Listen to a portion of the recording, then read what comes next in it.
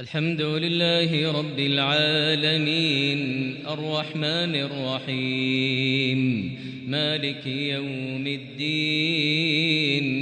إياك نعبد وإياك نستعين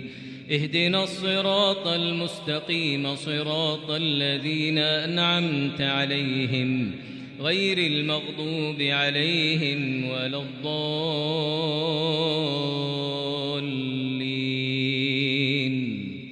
آمين أأنتم أشد خلقا أم السماء بناها رفع سمكها فسواها وأغطش ليلها وأخرج ضحاها والأرض بعد ذلك دحاها أخرج منها ماءها ومرعاها والجبال أرساها متاعا لكم ولأنعامكم فإذا جاءت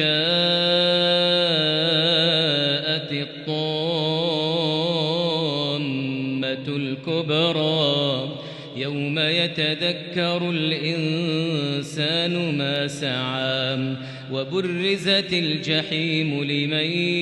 يرى فأما من طغى وآثر الحياة الدنيا فإن الجحيم هي المأوى وأما من خاف مقام ربه ونهى النفس عن الهوى فإن الجنة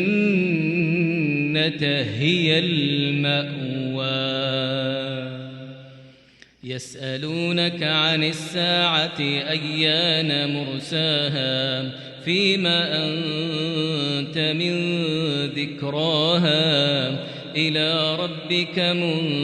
منتهاها إنما أنت منذر من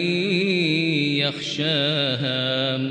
كأنهم يوم يرونها لم يلبثوا إلا عشية كأنهم يوم يرونها لم يلبثوا إلا عشية أو ضحاها